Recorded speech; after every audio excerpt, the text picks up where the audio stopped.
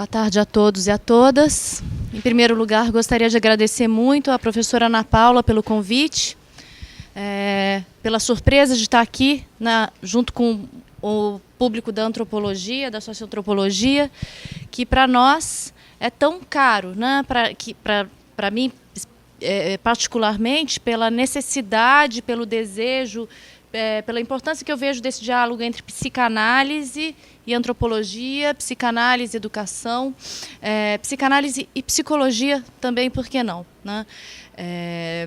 De todo modo, eu acredito que sejam os principais saberes, junto com a história, alguns outros, que vão compor aí o campo das humanidades e que a gente precisa, de alguma maneira, realçar o nosso papel, repensar o nosso papel e a interlocução entre esses atores, entre esses pesquisadores, para, de alguma maneira, poder construir uma outra forma de pensar a questão da violência, né? Um novo paradigma em relação ao problema da violência. Bom, eu estou com duas opções, uma seria ler um texto e outra seria apresentar a pesquisa mais informalmente. Eu vou optar pela segunda, né? Até porque a professora Ana me corta, né? Enfim. Então, a pesquisa partiu de um projeto guarda-chuva, um projeto maior, em que eu me interessei em saber. Eu sou professora de Psicologia da Educação, atualmente, na Faculdade de Educação, né? Que eu já acho um nome complicado, Psicologia da Educação. É uma coisa estranha, mas, enfim. E até por conta desse estranhamento é que eu fui fazer essa pesquisa. O que é isso? Psicologia da Educação. Mas como a minha formação de base foi na saúde coletiva, eu vim estudando o problema da emoção violenta no direito, em crimes na esfera familiar, crimes passionais, como que eles são legislados, a genealogia desses conceitos no campo do direito, eu pensei, não, a minha pesquisa na educação ela tem que ter alguma coisa a ver com a questão da violência. E a gente encontrou alguns dados em campo, e, enfim. Então, basicamente, nessa apresentação, além desses dados, que eu acho que são importantes, mas não é a coisa mais importante que eu quero enfatizar, eu vou falar um pouquinho sobre esse papel do pesquisador. O que seria, né? O que nessa prática de pesquisa foi possível refletir a partir do papel do pesquisador, quer dizer, do nosso papel em campo na área de educação. E agora a gente está com essa outra polêmica, né? Que é a presença do policial nas salas de aula. Foi por isso até que essa pesquisa teve alguma projeção, né, na mídia e fez o contato meu com Ana Paula. Então, a pesquisa era o que é que os psicólogos fazem na escola, mas mais do que isso, é possível uma escuta psicanalítica dentro das escolas? Eu queria saber sobre isso, porque minha formação é clínica, em saúde coletiva, né? Será que a gente tem alguma coisa para fazer? E a surpresa foi que não tem psicólogo nas escolas, não existe psicólogo nas escolas do Rio de Janeiro, né? Quer dizer, e na rede particular, quando tem, é um ou outro, né? E só em escolas de excelência, mas essa figura ou não existiu, isso que seria interessante historicizar melhor. Parece que na rede do Rio de Janeiro há muito tempo já não existe. Tem a figura do orientador educacional e do orientador pedagógico, mas eles também foram desaparecendo ao longo do tempo. E eu estou querendo descobrir essas coisas, né, tentando pesquisar. Eu descobri recentemente que a psicologia educacional foi proibida, foi retirada dos currículos de ensino médio, ela foi proibida na época da ditadura. Então, existe todo um pleito para que se volte a ter o psicólogo dentro das escolas por parte do Conselho Federal de Psicologia, de todas as entidades de classe da psicologia, dos conselhos de formação e etc. Bom, então as pesquisas associadas, né, seriam uma de iniciação científica sobre a violência simbólica e fracasso escolar, em que a base do texto se dá a partir da conceituação de violência simbólica do Bourdieu, que provavelmente vocês já conhecem muito melhor do que eu, e então eu não vou me deter nisso, mas toda a base da pesquisa é a partir deste conceito, em Bourdieu, em Freud. Em Freud, pensando a violência como alguma coisa estrutural, né? Não vou me prender à questão estruturalista aqui, mas mais em termos de, retóricos, alguma coisa que está na base de toda a relação social.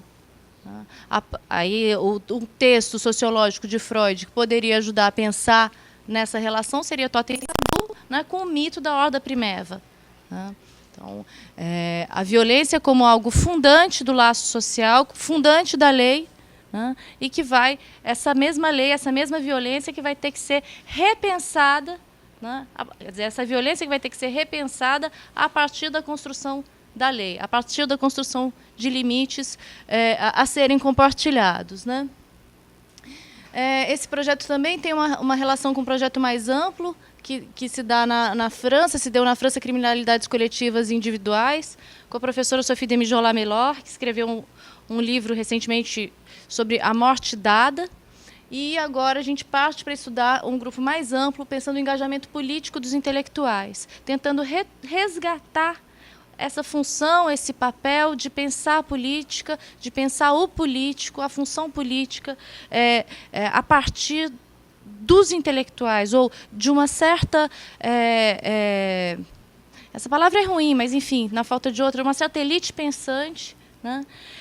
E, inclusive, quais são os percalços dessa perspectiva, né? De uma elite pensante que vem de cima impor seus conhecimentos num outro certo campo. Né? Nós estamos também com um projeto de conversação nas escolas, que foi um outro embate político até conseguir que esse projeto pudesse ser dito como o que ele pretendia ser: conversação nas escolas, conversação com professores, com grupos de professores. Por quê? Porque a gente ouviu muitas vezes que os professores não querem ser ouvidos, que eles não querem falar. E, enfim, e a gente não quer fazer formação de professores. A gente, com algum esforço, foi trabalhando no sentido de fazer conversação e não formação permanente. E também o projeto que é esse que eu vou apresentar aqui, que foi feito no âmbito do ensino e da monitoria, que buscava entender quais eram essas relações entre psicologia e educação, mapeando as práticas. Né? E também o trabalho, algumas das ideias que surgem aqui também foram coletadas, mas foram descobertas, né? Nós descobrimos essas coisas nessas jornadas em que a gente conversa com professores, com educadores, em que eles vêm aqui na universidade e a gente faz alguns encontros e troca ideias. Né? Bom, então eu vou falar dessa pesquisa no âmbito do ensino, que era justamente, vamos conhecer as práticas, que adianta ensinar Piaget, Freud, Vygotsky e não ter noção do que acontece no nosso campo, nas salas de aula do ensino médio, do ensino fundamental, do Rio de Janeiro ou daqui da nossa região metropolitana. Né? Então, essa pesquisa foi feita entre 2010 e 2011, durante 3 semestres, visitamos 65 escolas. Foram mais de 70 entrevistas, na verdade, só que algumas escolas foram replicadas. Então, os alunos da disciplina de Psicologia e Educação, tanto da pedagogia quanto alunos da licenciatura, foram a campo em duplas pesquisar o que fazia o psicólogo nas escolas. E foi quando eles descobriram que não tinha psicólogo nas escolas. Aí, imediatamente, eu instruí os alunos, então, já que vocês não conseguem encontrar os psicólogos ou as psicólogas, vocês procurem os professores, ou quem é que ocupa esse lugar? Quem é que atende quando o psicólogo não está? Né? E aí eles foram imediatamente encaminhados para os coordenadores pedagógicos e para os diretores, ou, em alguns casos, para alguns professores em especial.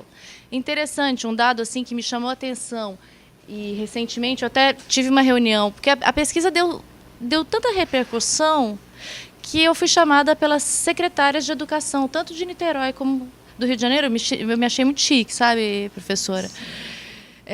Para conversar. O que eu achei muito interessante, mas eu acho que a gente também precisa problematizar isso, né? Que chamado é esse? De onde que ele vem? O que a gente pode fazer? Até que ponto que a gente pode fazer alguma coisa? Será que eu individualmente posso fazer alguma coisa? Até que ponto que o coletivo já tem reivindicações definidas há muito tempo, né? Enfim, e eles foram em duplas, voltando, os alunos foram em duplas para as escolas, levaram muita porta na cara. Em muitas escolas eles não conseguiram entrar, em algumas em especial, as mais rígidas, né? Não vou nomear nenhuma aqui, mas as mais rigorosas, a imaginação de vocês acho que ajuda a pensar, né? A fazer uma figura aí. E, inclusive, riram na cara dos alunos, alguns, né, relataram isso, porque eles voltaram com os relatórios e todos os relatórios foram discutidos em sala de aula durante esses 3 semestres. Então, deu para entender bastante do campo a partir desses relatos, né? E depois esses relatos foram analisados, categorizados, algumas categorias foram estabelecidas, e daí a gente tirou alguns dados quantitativos. Mais por curiosidade do que por qualquer outro motivo. E quando a gente foi divulgar o ciclo internacional que aconteceu com os pesquisadores que vieram da França, e eu fui tentar divulgar, a jornalista da UF falou, mas você tem dado quantitativo? Eu falei, olha, eu tenho esse artigo, esse aqui, esse outro trabalho publicado. Não, mas você tem algum dado quantitativo? Em algum deles tem algum dado quantitativo?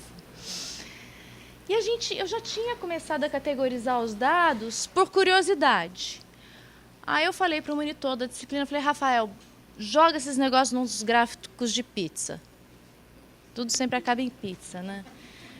E aí foi para o gráfico de pizza, e aí o que deu notoriedade para a nossa pesquisa foi isso, foram os dados quantitativos. Então eu fico pensando, né, até que ponto que a gente vai discutir nos nossos termos, ou que a gente vai ter que se apropriar da linguagem. Bom, tem televisão, tudo bem, do inimigo. Quer dizer, até que ponto... do diabo, da linguagem do diabo, né? Até que ponto em que a gente vai conseguir ser ouvido se a gente, em alguma medida, entrar nesse sistema, né? E aí eu acho que vem toda uma questão ética que é muito difícil para o intelectual, porque o intelectual, muitas vezes, na hora de falar, de dar a sua posição, o que ele faz? Ele escreve um belíssimo livro, um livro ensaístico, um livro conceitual, mas que só vai ser lido pelos seus pares. E tem pavor da tela. Eu mesmo comecei a ter que relacionar com esse negócio agora, sabe? Mas, então, o medo da mídia, né? Não sei se é só medo, mas uma certa aversão pela mídia, e também pelos números, pelo positivismo, né? Quer dizer, toda a nossa crítica ao positivismo faz com que também a gente acabe perdendo muito espaço por não poder ter uma linguagem que possa chegar num plano transdisciplinar. Mas o que isso quer dizer, então, né? Bom, então vamos lá. Aí a gente visitou algumas escolas, foram 65, a maior parte em Niterói, algumas no Rio. A maior parte delas era de instituições públicas, né? A grande maioria de instituições públicas, 17% de instituições privadas, né? O que também acabou acarretando algumas tendências nesses números, né? Porque se fossem só instituições públicas ou só instituições privadas, a gente poderia ter um pouco mais de certeza sobre os dados. Mas esses dados, eles são, né, como todo dado quantitativo, ele deve ser olhado apenas como um indício e não como um espelho da realidade. Para parafrasear Richard Roth, aquele livro, né, Filosofia como Espelho da Natureza. Não, a gente nunca vai apreender essa realidade de modo totalizante, né? A maior parte o nível socioeconômico, né, de alunos de classe média baixa, né, só 2% aí de classe média, média alta, né, descrita como tal. Eu acho que esse dado aí não é um dado muito significativo, porque não houve uma descrição, uma descrição vasta dessas escolas, né? Mas a impressão que deu dos relatos sobre as visitações é que essas escolas, o maior problema não era de infraestrutura. A gente sabe que tem problemas de infraestrutura, e, inclusive, se a gente for pensar no modelo da escola-prisão, né, reproduzindo, né, pensando aí a base teórica em Michel Foucault, do Vigiar e Punir, né? A escola como uma prisão e hoje a escola como o protótipo da sociedade de controle, né? Então a gente vê ainda muita grade e agora muitas escolas com câmera, filmadora, né? Onde os comportamentos são controlados, né? Então a gente fica aí mais uma vez também nesse paradoxo da invisibilidade e visibilidade, né? O invisível é aquele que é vigiado. E, bom, aí alguns dados, a gente poderia ter muitos outros dados, mas, enfim, alguns dados que chamaram a atenção, né? Dessas 65, apenas 2 falaram de atividades extracurriculares.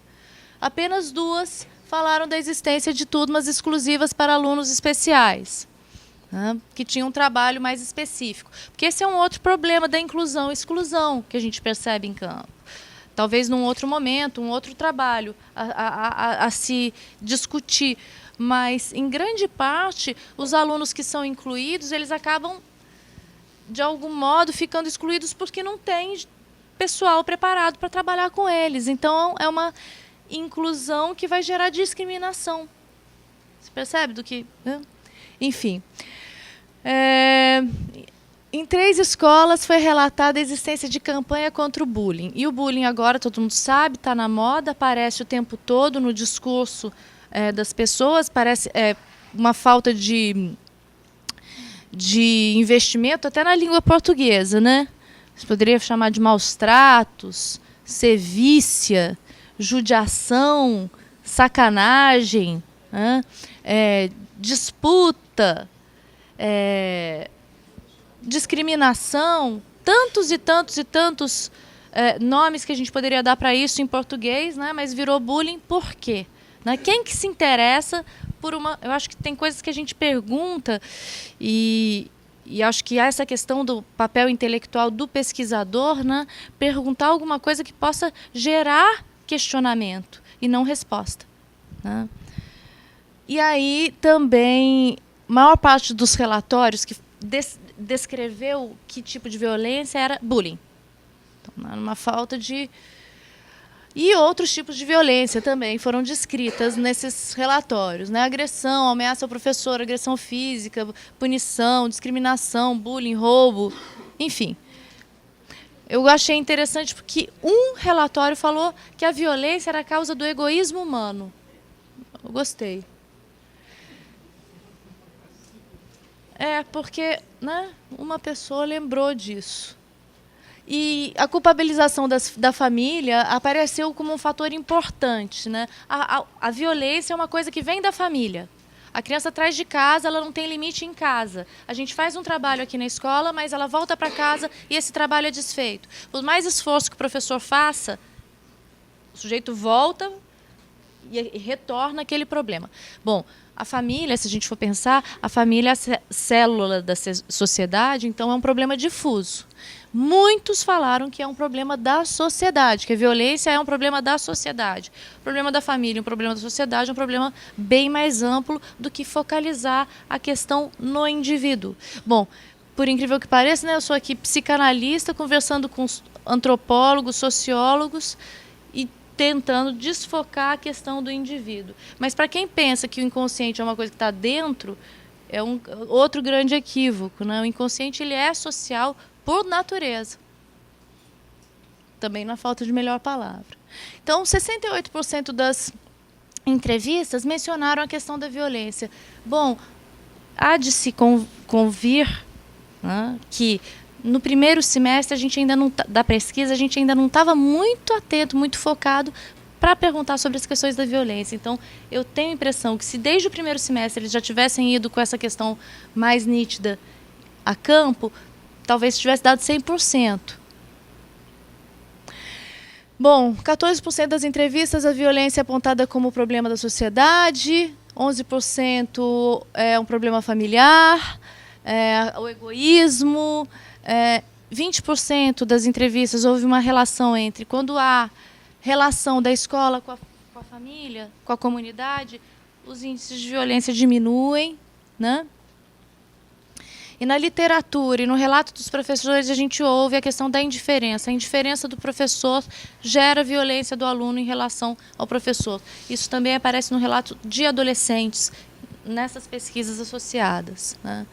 Então, aquilo que vocês estão falando aqui, né, eu ouvi um pouco na primeira mesa, né, de fatores silenciosos, né? A violência como aquilo que vem silenciosamente e não como o que aparece ruidosamente na briga de menino com menina.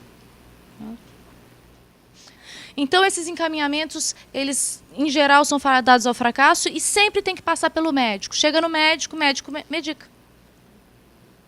Médico medica. Né, o problema. E a mãe fica aliviada, o pai fica aliviado, o professor fica aliviado, só que isso aí, muitas vezes, né, é uma solução paliativa, temporária, e a gente sabe que o problema da medicalização está cada vez mais alto. As crianças que são medicadas hoje, provavelmente, em grande medida, são aquelas que vão se tornar adictas depois, porque são substâncias, por exemplo, a Ritalina é uma substância psicoativa, é uma anfetamina, né, que causa dependência. Né? Eu peguei nos relatos, recentemente no relato de uma jornada que a gente fez, 96% dos relatos falam da urgência da presença do psicólogo nas escolas. Né? Aí, por outro lado, a gente vê uma fala que é a seguinte: os psicólogos da escola em que estudei se resumiam a dizer aos pais como deviam educar seus filhos, quando estes eram considerados alunos problema. E também aplicavam testes vocacionais na época do vestibular. Por essas e outras, que eu considero a atuação do psicólogo hoje inútil. Porém, se fosse feita de outra forma, a discutir esses alunos suas questões teria uma utilidade maior. Então, quer dizer, a ideia de uma autocrítica sobre o trabalho do pesquisador, o trabalho do psicólogo, que se saiu ou se não existiu, também não foi sem motivo. Né? E, bom, teria algumas conclusões a tirar, mas eu acho que eu já trouxe as conclusões no meio da fala, né? Que basicamente seria... Para acrescentar a isso, seria a ideia de que o pesquisador também tem muita dificuldade de entrar em campo, que talvez seja necessária uma certa intrepidez do pesquisador para conseguir entrar, né? E, ao mesmo tempo, continuar. Né? Esse trabalho, essa parceria entre universidade, escola, gestão pública, não é um processo fácil, né? Mas, ao mesmo tempo, parece que a gente vive um momento, um caldo de cultura que permite que essas coisas comecem a acontecer. Eu acho que ou a gente pega o bonde da história, ou a gente deixa passar. Bom, deixo para a gente discutir um pouco mais no debate. Obrigada. Inicialmente, a Ana tinha me pedido para falar da trajetória da lei de 39, né, da lei que obriga em todos a rede de ensino, né, do fundamental e médio, a ministrar conteúdos de história e cultura africanas e afro-brasileiras. Essa lei depois foi atualizada para a Lei 11.645, que incorpora também as histórias e culturas indígenas, né? Então, essa lei tem uma trajetória de algumas décadas de luta de movimento negro, ela se insere no contexto de transformação das leis de ensino a partir da democratização, e tem também alguma ressonância na própria academia, sobretudo nos cursos de história, aliás, nas pós-graduações e nos departamentos de história, a partir da revisão da historiografia brasileira, na qual a história do Brasil deixa de ser vista como uma história territorial e passa a ser repensada como uma história territorial de matriz europeia, né? E passa a ser uma história que repensa o lugar da África na construção da história do Brasil, né? A partir daí se revê, né, essa história brasileira em função de um novo olhar sobre a história da África e sobre o papel, né, do escravizado, né, agora renomeado, né, escravo, mas africanos escravizados e seus descendentes na história brasileira, e, sobretudo, de retomar um pouco a história do negro após a abolição, que é uma história normalmente silenciada, tanto na escola como nas pesquisas acadêmicas. Então, não dá para pensar a emergência da lei sem uma perspectiva tripla, né, de pensar que é protagonizada pelos movimentos sociais negros a partir dos anos 70, né, em consonância com a democratização e com as novas leis de ensino, na verdade não só as leis de ensino, mas com toda nova percepção da sociedade brasileira, na qual o ideário da mestiçagem e da homogeneidade nacional passa a ser repensado em função da emergência de alguns atores políticos, como negros e indígenas, que vão recolocar de uma outra maneira uma composição nacional não mais fundada numa ideia de uma mestiçagem, de uma homogeneidade, mas sim da ideia de grupos na nação que merecem ser percebidos na sua diferença, né? Estou sendo aqui muito rápido porque eu quero entrar no ponto da intolerância religiosa, né? Mas tentando cruzar aqui as duas coisas, porque, na verdade, a minha reflexão mais recente é entender o cruzamento da intolerância religiosa e da lei, né? Como é que isso se dá na aplicação da lei no espaço escolar. Mas é só pontuar, quer dizer, que a lei tem uma certa dubiedade interna dela, né? Que vem de uma própria percepção, quer dizer, ela emerge também porque a luta, né, do negro na história brasileira, pelo menos desde a abolição, é uma luta por integração, né? E inicialmente tinha sido pensado uma integração sem questionamento, quer dizer, uma integração na nação tal como ela estava, né, uma absorção da educação formal e dos direitos ao emprego do progresso, né, do homem negro, né, dos negros na sociedade brasileira, sem questionar nenhum tipo de referência identitária ou cultural. Isso estou falando anos 30, 20, 30, 40. Né? Ou seja, vamos fazer valer a democracia racial, e vamos integrar o negro na civilização, fazer o progresso negro. Isso é discurso da Frente Negra Brasileira e um discurso de um Abdi de primeira geração, né? No qual a questão cultural não está tematizada, mas está, sim, assumida como a cultura, a civilização ocidental, como um patamar a qual o negro deve alcançar a partir da absorção do ensino formal, né? A partir dos anos 60, 70, a perspectiva muda totalmente no plano da educação. Ou seja, a compreensão de que o negro só pode ascender pela educação, ela se mantém, mas a ideia de que essa educação não absorve, quer dizer, não é só o negro que não tem acesso à educação, é a educação que não acessa os negros, e aí tem toda uma discussão também de indígenas e camponeses, né, que é um debate que se cruza em algum momento, que tem ressonâncias, né, porque o currículo escolar, as formas formais, né? Quer dizer, a estrutura formal do ensino não abriga a diversidade, a historicidade, o fazer próprio das diversas culturas que compõem a nação. Ora, isso só pode ser pensado a partir do rompimento com o pacto da democracia racial depois da ditadura, né? E com a emergência da luta política, né, de uma série de segmentos no Brasil e fora dela, na qual a diferença e a cultura são mobilizados como fator de luta e de identidade, né? Então, a partir daí, quer dizer, essa concepção aparece nos anos 70, mas só nos anos 80 e 90 que você começa a ter uma crítica dentro do campo da educação, da antropologia, da sociologia da educação e de uma série de discussões no campo da militância negra também, na universidade fora dela, de que o currículo escolar exclui, né? Ou seja, não é só uma falta de acesso das populações afrodescendentes na escola, mas sim a escola exclui, né? Porque o currículo exclui, porque as formas de ensino excluem, porque o livro didático invisibiliza, porque as relações de professores com seus alunos são relações discriminatórias, né? Então, a partir daí, você muda todo um eixo de reflexão sobre relação entre educação e diferença e nação, produção de homogeneidade, enfim, todo esse debate, e o debate não é um debate brasileiro, é um debate que vem, né, de todo o currículo. A Espanha está discutindo isso, a Europa está discutindo isso e tal. a teoria disso vem de um monte de lugares, não é exatamente, a gente compra um pouco essa discussão, né?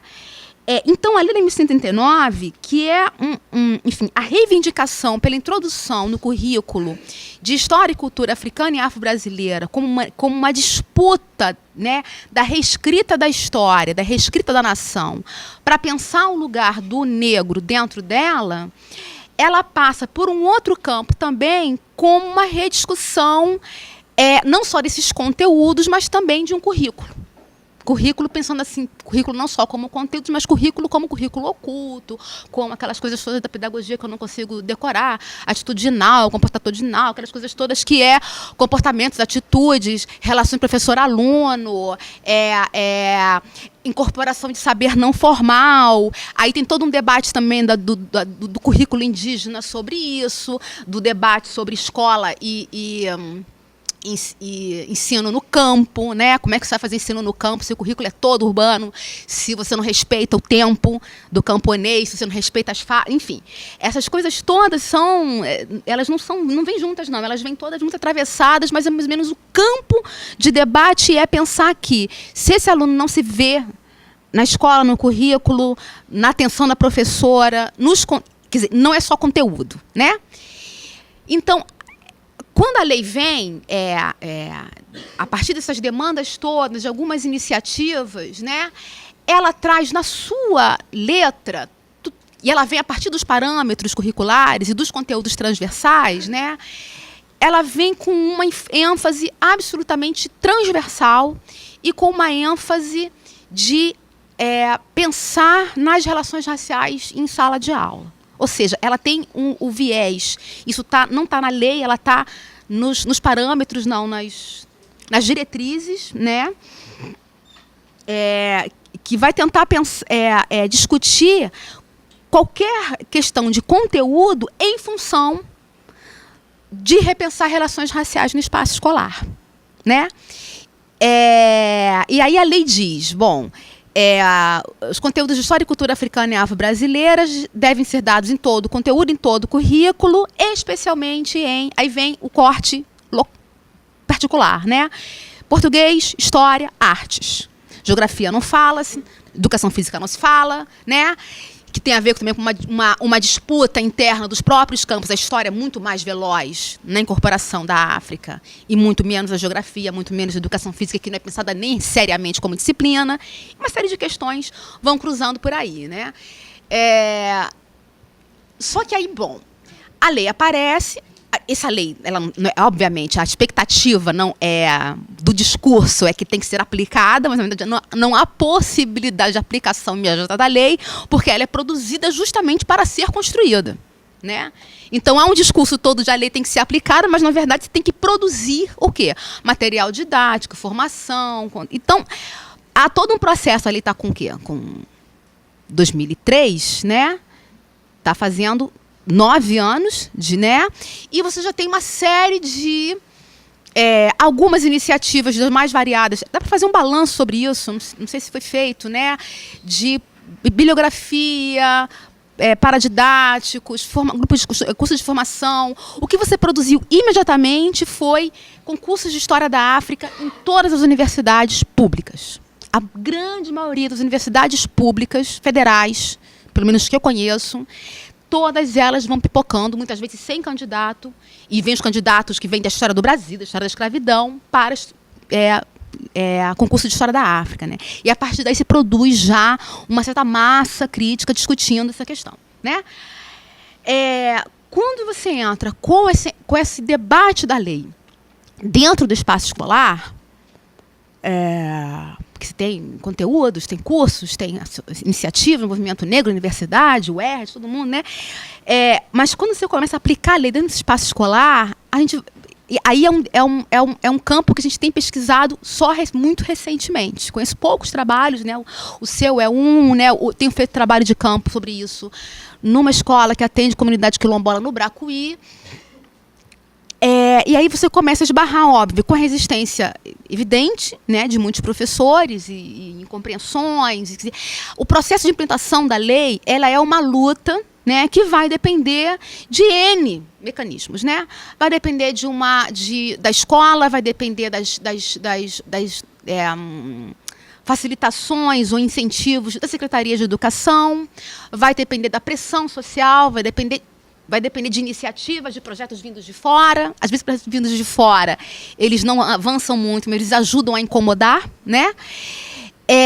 Mas o que eu tenho percebido, né, e aí vai entrar no debate da intolerância religiosa, é que ele caiu justamente no momento da discussão, que realmente isso não é de hoje, não é por causa do ensino religioso que se percebe a discriminação religiosa, que é totalmente cruzada com a questão do racismo, né? Isso aí me parece ponto de partida, né?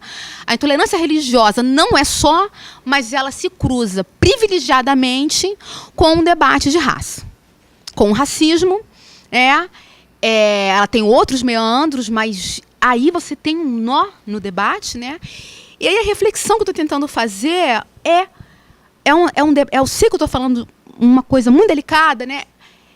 Ter noção do perigo que eu corro, e eu já corri esse perigo, que é assim, até que ponto a apropriação da lei pelos movimentos sociais negros, né, e a compreensão dos movimentos sociais negros, que é uma compreensão do que é de fato cultura africana e afro-brasileira, não é uma questão de justificação, tá? Mas em que ponto que ela esbarra com a temática religiosa. Ou seja, se por um lado, como disse a Marina, África, para o senso comum, é macumba, e aí você vai esbarrar diretamente na questão do embate religioso, né? E aí, pronto, né? Até que ponto também o movimento negro, não só em função da lei, mas em função da construção da própria identidade negra, da cultura negra, também não colou cultura africana e afro-brasileira com religião afro-brasileira. E até que ponto essa colagem entre cultura e religião não nos criou um problema grande. Em momento nenhum estou sugerindo que você deva descolar a cultura afro-brasileira do candomblé e das religiões afro-brasileiras, né? Mas até que ponto essa leitura, né? Porque quando você fala de história africana ou afro-brasileira, você tem uma série de conteúdos que você consegue mais ou menos dar conta, sobretudo no campo da escravidão, né? Se você vai discutir movimento social negro pós-abolição, você tem aí uma discussão. Literatura afro-brasileira, você consegue caminhar. Quando você vai formular, porque são as formulações dos próprios atores que trabalharam, que vêm trabalhando com produção de material didático sobre cultura africana e afro-brasileira, invariavelmente cola-se cultura afro-brasileira com religião. E com religião de matriz africana, candomblé, né? Claro, né? E deixando de fora, às vezes, de maneira ativa, por exemplo, o catolicismo negro. E todas as matrizes culturais do Sudeste, né, por exemplo, que vão estar informadas por um catolicismo popular negro, né, com gados e uma série de cultos, tá, onde entra a matriz de ancestralidade, entra uma série de questões ali que precisam ser mais percebidas, mas a questão da cultura como percebida no senso comum e também construída pela antropologia, né? Como aquele campo do visível, do espetacular, daquilo que você vê, ouve, percebe, ela se casa muito interessantemente com a ideia de candomblé. O visível, o cantado, a batida, né? Então, assim, quem pesquisa isso, invariavelmente, 20 de novembro, 13 de maio, o que você tem? A roda de capoeira, a feijoada, o acarajé e os orixás. E mapa da África. Mapa da África, orixá, roda de capoeira, né? Desfile de beleza negra quando o negócio tá bom pra caramba. Quando o negócio tá bem organizado. É o desfile de beleza negra. Então, assim, é incrível como, assim, não é falta de criatividade dos professores, não é isso não, né? Mas é refletir um pouco como é que isso é construído no espaço escolar, com essa coisa do visível, do folclore. A gente herdou um pouco a coisa do folclore, né? Quem lembra disso, gente? Folclore em sala de aula, aquele negócio, tudo que a gente pegou, né? Eu primeiro peguei quando era criança. Folclore do índio, né? E como é que a gente faz, ou incorpora a coisa mais moderna, né? O movimento negro trabalhando com educação e tal. Pum, livro, candomblé, os orixás, né? A lenda do Exu, o Exu é sensacional, né? Mas assim, o que foi que a gente produziu em termos de reflexão sobre cultura afro-brasileira que a gente cola com o candomblé e não consegue pensar mais nada? Mas é porque, na verdade, eu estou falando rapidinho porque eu não tenho resposta para isso. Eu fico assim, porra, mas o que a gente faz, né? Porque, de um lado, essa crítica induz, de uma certa maneira, a gente tirar o candomblé, quer dizer, e quando a gente cruza com a intolerância religiosa, a estratégia de discutir intolerância religiosa nas escolas, ela passa por dois campos, né? Era isso que eu ia falar. Um campo da laicidade, quer dizer, não vamos discutir religião na sala de aula, né? Nós não podemos discutir isso, porque não é o nosso papel da escola discutir isso. Mas um campo que vai se tornando cada vez mais ativo em determinados setores do movimento negro e do movimento santo, que vamos discutir.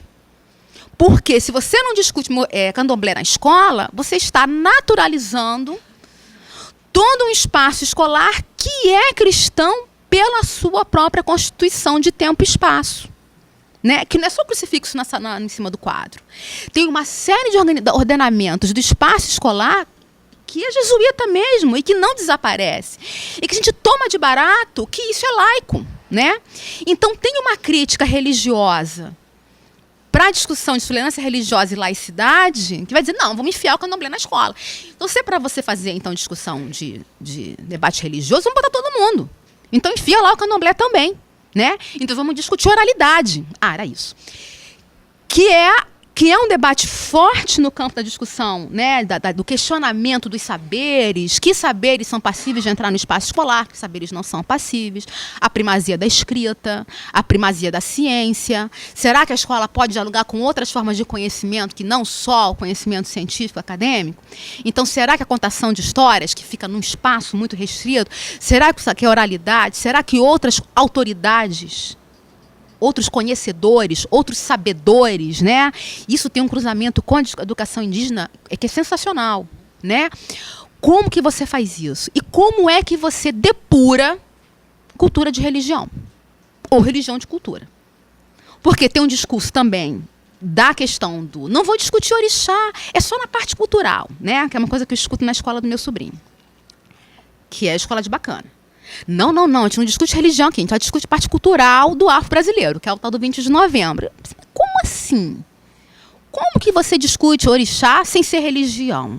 E como é que você discute religião sem ser cultura? Né? Então, como é que você faz isso? Né?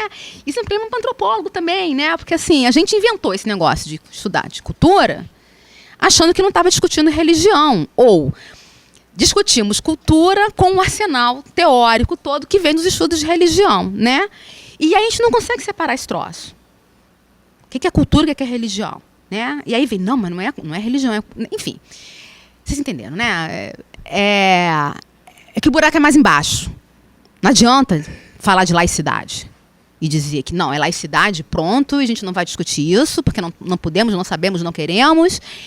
Como se a escola, a construção da própria instituição escolar, nada tivesse a ver com um fundamento cristão, né? Então, o debate radical da religiosidade afro-candomblé na sala de aula, que incomoda terrivelmente, ela chama atenção para esse ponto. Pesquisando o Bracuí, né? Aí vem outra coisa que não é candomblé, né? Que é uma comunidade... Angra dos Reis, né, de remanescentes de quilombo, que está lutando pela identidade quilombola, disputando a identidade quilombola dentro da própria comunidade, mas com o jongo, né, como manifestação cultural central da identidade do grupo, né, jongo esse que é associado a Santa Rita, né, catolicíssimo, com uma consciência da ideia de ancestralidade muito forte, mas muito católico, né, um católico conscientemente afro, né, que é visto dentro da escola, que é uma escola de fronteira, né? A escola é dentro do quilombo, mas atende todo mundo, e 5% de quilombo em função do próprio crescimento de Angra dos Reis como polo industrial, indústria naval, petróleo não, usina nuclear e tal.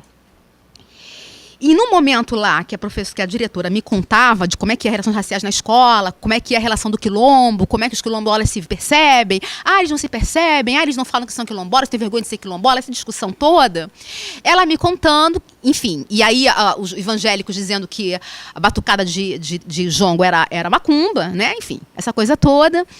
E o que me chamou a atenção foi ela me contar de um momento que ela fez umas oficinas para os jovens, vindas da Secretaria de Educação, que tinha que fazer para ontem oficina, e ela escolheu entre as várias, 5 oficinas, e uma delas foi uma oficina de hip hop, a partir do interesse dos alunos. Aí desceu uma mãe desesperada, evangélica, falando que hip hop não é coisa de Jesus. Né? Não, hip hop não, que hip hop não é coisa de Jesus. É título do meu trabalho, assim, tipo, hip hop não é coisa de Jesus. Mas, pô, da onde que ela tirou isso, né? Da onde que ela tirou que especificamente o hip hop não era coisa de Jesus? Aí eu saio do debate do candomblé e fico assim, pô, o que significa isso? O que significa essa senhora dizer que hip hop não é macumba, hip hop não é candomblé, hip hop é o quê, né? Para não ser coisa de Jesus, né? Sendo que as outras oficinas também não eram coisa de Jesus, especificamente, né?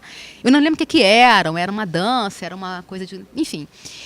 Então, aí voltou de novo um cruzamento forte de raça e religião, de discriminação racial e religiosa, que eu tenho que pensar mais um pouquinho sobre isso, né? Então, é isso. Eu fecho só com os meus problemas, nenhuma solução.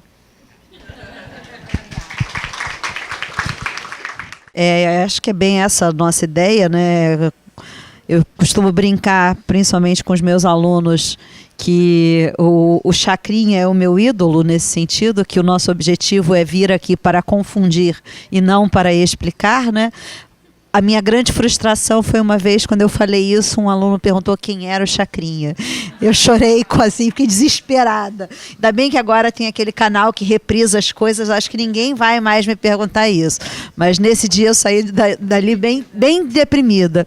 E fazendo essa brincadeira, eu passo agora sim para a Júlia, e quero também fazer uma explicação antes de passar para a Júlia e também brincar um pouco com ela, porque eu sei que ela está muito nervosa, porque é a primeira vez que ela vai falar em público, e isso é uma estratégia nossa também de socialização, né? Acho que vocês devem ter percebido que nós colocamos absolutamente todos juntos e misturados, o aluno de iniciação científica, o mestrando, o professor, porque a gente acredita que esse diálogo é efetivamente construído dessa forma, e que eu sempre digo que assim, a gente também fica nervosa, a gente nunca sabe o que vai dar certo, o que não vai dar.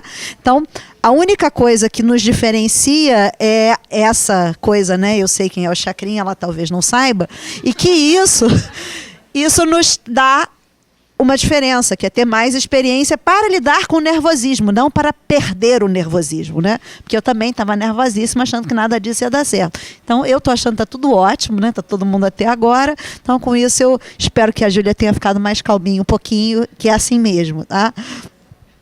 Eu sou, no caso, aluna de Ciências Sociais, mas agora a minha matrícula se encontra trancada e agora eu só estou com a pesquisa, que eu decidi mudar de curso. E fui fazer Direito agora. E no nosso caso, o nosso campo, o nosso estudo é sobre ensino religioso no município de Campos dos Goytacazes, sendo que no início nós começamos a acompanhar um curso de capacitação de ensino religioso que a Secretaria Municipal de Educação disponha para os professores de ensino religioso. Não só para os professores de ensino religioso, mas para todo o público que tivesse interessado. E após esse curso de capacitação, nós acompanhamos na escola municipal Vilma Tâmega. E primeiro eu vou falar sobre o curso de capacitação que eu assisti durante 8 meses. Esse curso de capacitação foi algo assim foi feito de uma maneira bem curiosa, porque foi meu primeiro campo. No caso, eu estava no início do terceiro período. E eu fiz ele de uma maneira bem curiosa. E eu não tinha a mínima noção do que eu encontraria pela frente nesse campo. Então, esse campo ele fica localizado na Secretaria Municipal de Educação. E o público presente podemos dizer que era 80% formado por mulheres E a faixa etária dessas mulheres é em média de 30 a 50 anos, que no caso são as professoras mesmo que a gente está acostumado, de ensino fundamental, primeiro e segundo segmento. E logo, é normal, durante esses cursos de captação, você ver professores corrigindo provas, conversando. A conversa era constante nos cursos. Poderia encontrar tudo, menos os professores conversando sobre o curso de capacitação. E o que era normal também era a venda de produtos. Roupas, cachecóis, de tudo vendia no curso de capacitação. Menos uma participação positiva sobre o curso, né? Eles não prestavam atenção. E nesse primeiro dia, foi o que me marcou, né? Foi o coordenador de ensino religioso. Então, a Páscoa tinha acabado, a Páscoa tinha sido no domingo e esse curso foi numa terça. Então, ele iniciou o curso com uma frase bem interessante, falando que esperava que a Páscoa tivesse sido revigorante a todos, que desejando uma boa Páscoa a todos. E na oração dele, ele pedia amor, caridade, prosperidade ao curso. E antes de todos os cursos começarem, era feita uma oração, qualquer tipo, ou rezava Pai Nosso, qualquer tipo de religião, sempre voltado ao catolicismo e ao evangélico. Durante esse curso, aqui no Rio também é assim, e lá em Campos também é a mesma coisa. Só existe professor de ensino religioso para o segundo segmento, para o ensino fundamental, no caso do 6º ao 9º ano. Para o primeiro segmento não existe professor. E na Secretaria Municipal de Campos, eles definem o professor de primeiro segmento, que é aquele professor do 1º ao 4º ano, como professor polivalente. O que seria o professor polivalente? Seria aquele professor que dá aula de tudo. Então, eles caracterizam o professor polivalente como aquele professor severino, programas humorísticos que todos conhecem, aquele cabegalho. Se aquele professor, então... Ela não sabe. Então, se aquele professor, ele se fez aquele curso durante a sua formação, no caso no ensino médio, então ele está disposto a tudo. Então, ele tem que estar disposto a dar aula de ensino religioso. E outro fato que me chamou muita atenção foi que durante esses 8 cursos a maioria das palestras, podemos dizer que foram 9 palestras, que era cada uma em um mês, todas foram voltadas tanto para o catolicismo e para o evangélico, né, para o público evangélico. E só em uma palestra, que foi uma palestra voltada para o umbandismo. E nessa palestra, foi uma palestra muito interessante. Vou contar por que foi tão interessante assim. Essa palestra foi ministrada por uma praticante de Umbanda, e logo no início da palestra dela, ela iniciou passando um vídeo normal, com umas práticas da Umbanda, né, como as festas da Umbanda, essas coisas mínimas. Sendo que o público, nesse dia, estava muito agitado. Eu cheguei, falei, não sei o que está acontecendo aqui. Estava agitado. Aí eu comecei a perceber. As pessoas ignoravam praticamente o vídeo. Não posso dizer que ignoravam, era uma participação totalmente negativa sobre isso. O que acontecia nisso? As pessoas ficavam de costas. Algumas pessoas de ensino religioso que eu conhecia da secretaria saíram de sala para não poder ver os vídeos e para poder não, no caso, ouvir tais besteiras, como elas falavam. E foi tanta coisa que aconteceu naquele dia, como deboche, insatisfação. Um pastor, a todo tempo, ele ficava contradizendo o que a umbandista falava. E o interessante que aconteceu nessa palestra, nesse dia, foi que ela quis, no caso... Como eu vou dizer? Ela quis comparar, no caso, a religião católica com umbandista, dizendo que na Umbanda utiliza a Bíblia, que eles rezam, que faz uso de algumas coisas parecidas. E o que aconteceu nessa palestra foi que a palestrante ela não conseguiu terminar a palestra dela. A palestra foi totalmente interrompida, porque eles não deixavam, já que eles estavam ofendendo os valores cristãos deles. Então, eles interromperam a palestra e não deixaram ela terminar a palestra dela. Foi isso. E agora eu vou falar um pouco sobre a escola. A escola Vilma Tâmega. Essa escola é uma escola central de Campos. E essa escola, ela recebe alunos no caso não, como é uma escola central, ela recebe alunos, no caso dos interiores de Campos, porque Campos é formada por muitas cidadezinhas próximas, então esses alunos, por essa escola ser uma escola próxima à rodoviária, esses alunos têm acesso a principalmente essa escola. E nessa escola ocorria, eu não lembro quem falou, que falou sobre o Pai Nosso. Toda vez na entrada eles rezavam o Pai Nosso. E o que nós durante as aulas de português, geografia, matemática, a gente não aconteceu nenhum tipo de conflito. Aí nós começamos a assistir mais a aula de ensino religioso. E durante essas aulas de ensino religioso, acontecia coisas bem interessantes, como a professora não conseguia implementar as práticas. O tema da monografia do Boris foi matéria anotada? Matéria de caderno, desculpa. E lá os alunos não anotam nenhum tipo de matéria e nem sequer prestam atenção assim, na aula. E durante as aulas os alunos se colocavam de costas para a professora, já a professora falando sozinha, eles não copiavam matéria. E ela implementava a matéria pedindo para os alunos levarem a Bíblia para a escola, para ler salmos, ou se não, usava alguns livros com versículos ou com valores cristãos. E logo também teve um dia que ela implementou o hino nacional e depois o hino municipal de Campos. Logo na luz, todos com fones de ouvidos, ignorando a professora, né? Uma total participação negativa. E também nos fatos de violência da escola, né? A professora relatava que a violência na escola é dita como indisciplina. E logo as aulas... E ela falava que a segregação racial na escola era feita como elogio. Os alunos não se manifestavam contra. Os alunos não... Aquilo era feito como algo normal, como... Teve um dia aconteceu um fato interessante, foi até no dia do hino nacional, que os alunos ficaram revoltados com a professora, e ela falou que uma aluna pediu para beber água, saiu de sala, e essa aluna desligou o disjuntor elétrico da escola. E essa aluna era negra.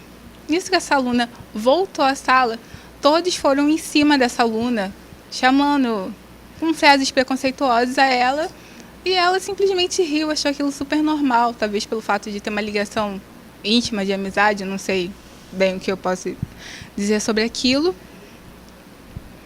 E a escola é mesmo isso, assim.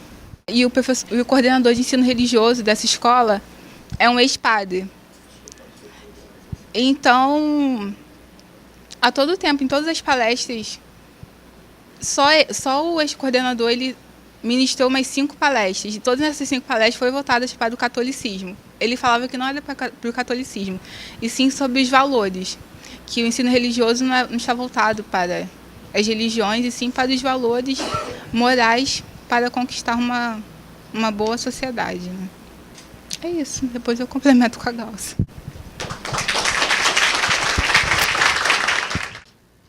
Bom, esse trabalho também, essa pesquisa também está em processo de análise, então o que a Júlia apresentou é parte do que nós vimos, e o que eu vou complementar rapidamente também é alguma coisa que ainda vai ser concluída.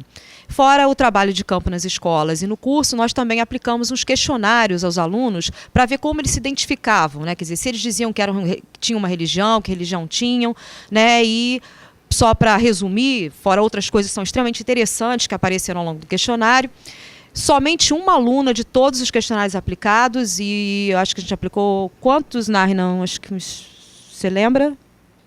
Uns 50, talvez mais. Só uma aluna se disse, né, de religião afro, né? Todos os outros disseram que eram ou católicos ou protestantes, né? Bom, mas o que eu vou chamar a atenção para umas coisas que eu achei que a situação era extremamente negativa, né? Desse ponto de vista que nós discutimos antes, mas eu agora estou olhando isso com olhares muito positivos. Eu acho que, do ponto de vista da pesquisa, isso aponta para muitas coisas interessantes. Isso me lembrou duas oportunidades de trabalho com a Ana, né? Uma delas, por coincidência, em Mesquita, não sei se a professora Estela já foi, acho que sim, né? Ela comentava daquele caso daquela menina dos meninos que não queriam se expor nas salas de aula, e nós fizemos um diagnóstico de segurança pública lá em Mesquita, e uma das coisas que nós ouvimos dos professores com relação ao ensino da história da África, Luína, foi exatamente de que as crianças tinham muita dificuldade em lidar com o ensino da África, porque isso apontava para questões religiosas e elas absolutamente não gostariam de se identificar como adeptos do candomblé da Umbanda, né? Então, elas faltavam às aulas, elas tinham acordos, os pais com os diretores das escolas, para que isso apontasse como uma doença, etc., para que os amigos, os colegas e os pais dos colegas não identificassem como adeptos do candomblé ou da Umbanda, etc., né? Então, isso nos apontou uma questão interessante que acabou reverberando nos projetos que a Ana se referiu. A outra questão foi um outro momento, há muito tempo atrás, que eu achei que já tinha sido esquecido, mas não foi, né? Quando eu e Ana trabalhamos nos cursos voltados para professores, e que vários pontos que apareceram aqui também apareceram na nossa pesquisa, né? A ideia do adoecimento físico e moral dos alunos, né? Essa ideia de que do aluno ideal que a escola deveria ter, né? Eu gostei muito da ideia do Boris de que a disciplina de religião ela está ali para disciplinar moralmente esses alunos. Eu acho que isso trouxe uma luz para o que nós vimos em Campos. Eu acho que isso é muito isso em Campos. A história das propostas, legislações, né? E aí eu lembro você falou das capacitações, e eu me lembrei de um outro termo que era reciclagem, né? Que os professores diziam: eu não sou lixo para ser reciclado, né? Então, isso aqui é capacitação. Agora, a capacitação também não é bem-vinda, né? Então, pensar nessas categorias que são utilizadas, né, para pensar a escola. E eu, recentemente, quando a professora Simone esteve em Campos, fazendo a conferência inaugural do curso, eu me lembrei, né, de uma questão que é relacionada também à disciplina, que é essa ideia que me deixava grilada, né? Eu dei aula há muitos anos em faculdades particulares, universidades particulares, e os alunos queriam presença o tempo todo. O cara não faltava nunca, naquele dia ele queria presença, né? Eu estranhava aquilo, até que me lembrei do que eu tinha lido no livro da Simone, em que o que menos importava era o conteúdo, né? Mas a disciplina. Porque a disciplina era um valor, né? Então, para eles, o fato de estar presente em sala de aula era um valor importante, aquilo era fundamental para eles. E eu acho que a escola continua trabalhando com a disciplina como um valor, em todos os níveis, né? E é por isso que ninguém estranha, né? O que nós estranhamos no campo. A gente morria de rir inicialmente, depois ficamos muito sérios, né? Pensando sobre isso. As crianças criticadas pelo Sem Disciplina, né? Objetos de uma proposta moral, né, através do ensino da religião, escreviam, quando se perguntava qual era a religião, escreveu literalmente isso: sem breia. Né? Sem breia, para quem não entendeu, é a Assembleia de Deus. Né? Então, assim, isso era um milésimo do que nós vimos, né, rapidamente no contato com os alunos. Então, o que eles aprendem no conteúdo que supostamente estariam ali para aprender não tem a menor importância, desde que eles estejam controlados. Né? E eles, obviamente, reagem da mesma maneira. No ensino da religião não é diferente do meu ponto de vista. Bom, o segundo ponto que eu queria chamar a atenção é que é a questão da discussão do ensino da África, que você se referiu, né?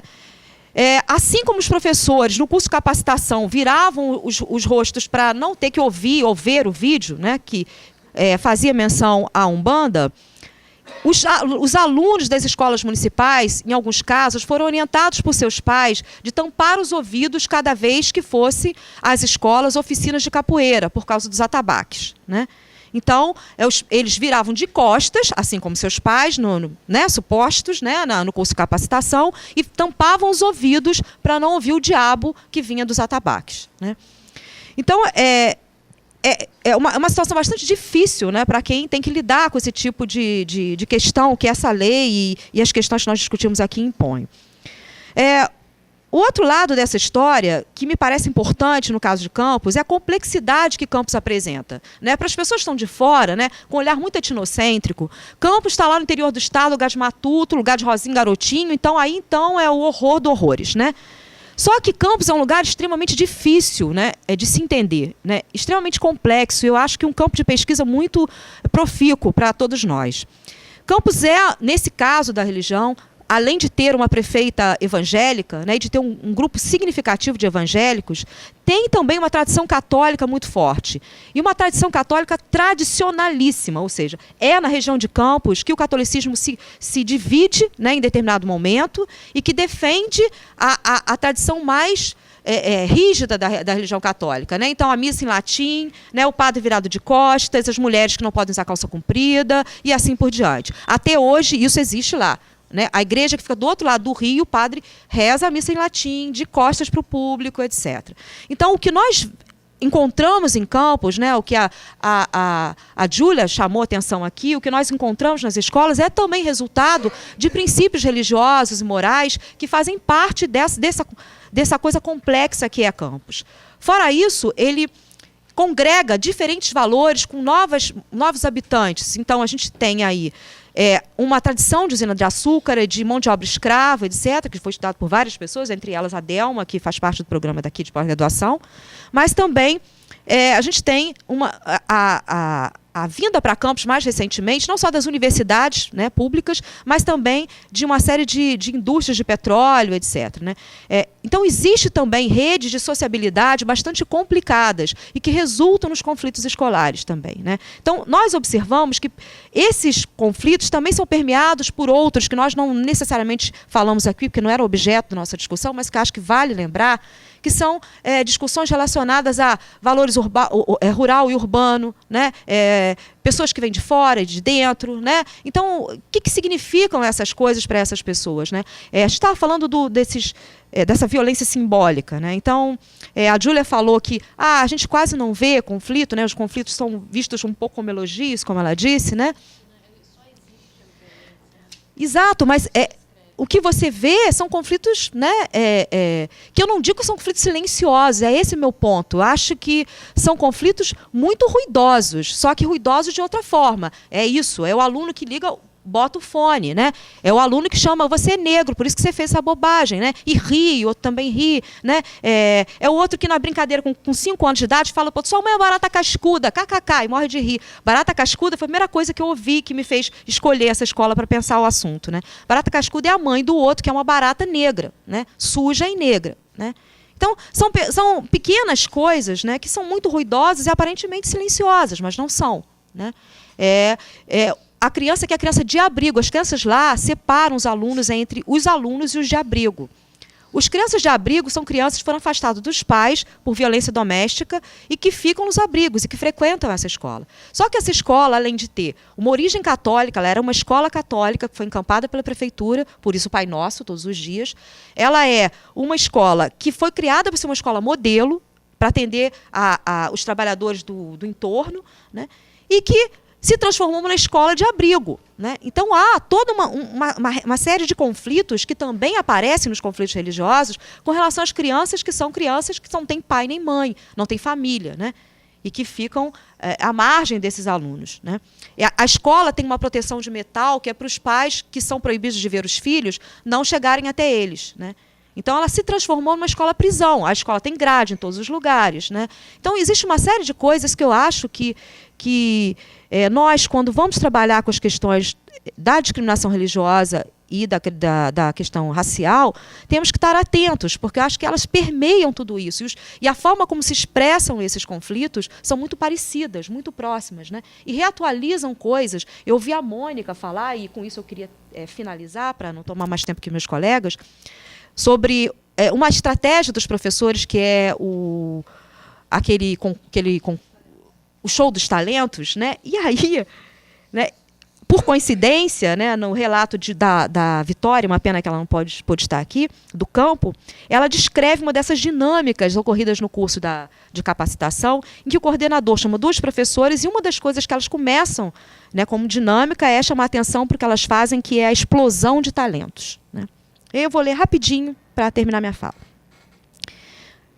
Palavras da Vitória. O coordenador apresentou às palestrantes 2 professoras de ensino religioso da rede municipal. As professoras iniciaram uma dinâmica de grupo, pediram para que todos os presentes levantassem dos seus lugares. Colocou a música Senhor, Te Amo e pediu para as pessoas acompanharem a coreografia.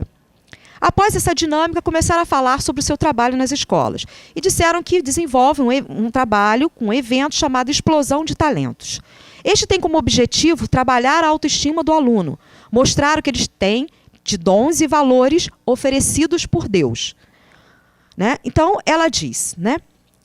O terceiro e o quarto ano gostam de músicas coreografadas, e assim nós fazemos. O quinto ano gosta de formar banda. Do sexto ao nono ano gostam de banda e trabalhos coletivos. E o ensino médio prefere grupo de teatro. Todos esses oferecidos por Deus, né? Então, não me parece que é à toa, né, que as cantoras gospel sejam as mais bem-sucedidas nesse espaço de talentos, né? E, bom, ao final ela diz, né, o ensino religioso é respaldado na Bíblia, né, e pergunta, então, para as pessoas quem tem Bíblia em casa, né? E aí as pessoas não respondem. Ela diz, Bíblia fechada não é guia de ninguém, né? E aí, com isso, ela inicia uma série de dinâmicas, todas elas usando a Bíblia como o ponto de partida e de chegada do trabalho educacional nas escolas, né? Então, eu acho que isso exemplifica, eu poderia dizer os outros aqui, mas ia tomar muito tempo, né? Qualquer estratégia acaba sendo, né, voltada para essa questão, né? E aí, Mônica, eu me pergunto, né, sobre como essas dinâmicas, essa tentativa de seduzir o aluno, né, também não escapa, né, dessa mesma discussão que nós fazíamos antes, né? Eu também não tenho resposta. Aliás, eu muito menos que vocês, porque, né, eu aprendo com a Ana Paula ainda o que significam essas discussões, porque ela investiu nisso muito mais do que eu. Então, a gente está abrindo um campo que eu digo que é muito complexo, não só porque é um campo com este tema, mas é um campo em Campos, né? Com todas as questões políticas e religiosas que implicam a cidade de Campos, o município de Campos, né? Com isso, eu encerro a minha fala. Eu acho que fica muito mais legal se a gente puder debater o assunto. Obrigada.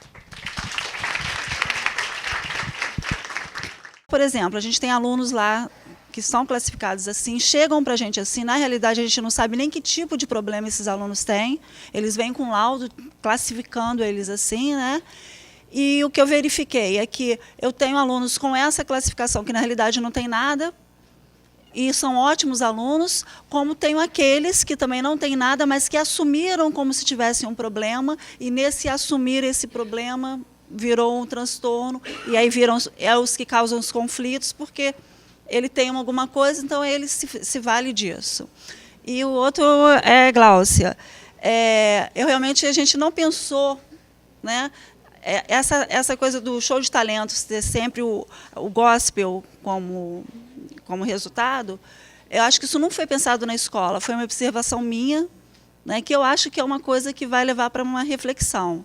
Porque a gente também, quando coloca, a gente viu que o funk não poderia ser colocado entre as coisas que podem acontecer, porque a gente teve sérios problemas dentro da escola, até mesmo as meninas com cinto, que a gente falava, que usavam cinto, não usavam saia. E aí, dentro lá das coisas, né, eles participam com hip hop, pode ser dança também, pode ser qualquer coisa dentro, né, do que a gente classifica que pode acontecer. Mas é uma questão que eu acho que tem que ser repensada, sim. Essa questão, até ligar isso, né, com a questão religiosa dentro da escola, as outras coisas. Eu dei aula em Macaé uma época, num projeto da FRJ, Escola de Pescadores, e teve uma vez que eu fui sem uma aula planejada, que era uma aula de mais de um professor, e todos faltaram e fiquei sozinho. Falei, vou dar uma aula de religião, do nada, sem pensar, sem planejar. E vi que surgiu um monte de coisa assim, que eu não tive a capacidade de administrar aquilo. E assim, se apresentou coisas que eu só queria saber se, de certa forma, alguém já trabalhou com isso, porque durante a aula, dois alunos falaram de, por exemplo, conflitos até na família, que parte da família era de uma religião, parte era de outra. Aí um garoto até falou assim, eu já fui no terreiro, mas aquilo é coisa do diabo. E o outro vivia as duas experiências, inclusive que a avó era, depois deixou de ser. E outra questão também foi um garoto também que se auto-intitulou ateu, né? Falou que era ateu. E aí esse foi, inclusive, o elemento mais problemático ali, foi quando o garoto falou que era ateu, e muita gente achou aquilo um absurdo. E ele era nono ano, né? E ele, na internet, ele fazia parte de um grupo de ateísmo, ouvia rock and roll, falava de diabo para todo mundo, para assustar as pessoas. E às vezes, assim, como é que também as pessoas que... as pessoas também que não querem nenhum tipo de religião, como é que é trabalhada na escola também. Porque é um movimento até que vem crescendo do ateísmo. Eu tinha 2 irmãos, meus 2 irmãos são ateus também, que fazem parte de grupinho, e eles também reclamam muito também de preconceito e tudo mais. Só se esses elementos também eles são importantes também. Não, que é mais duas colocações suscitadas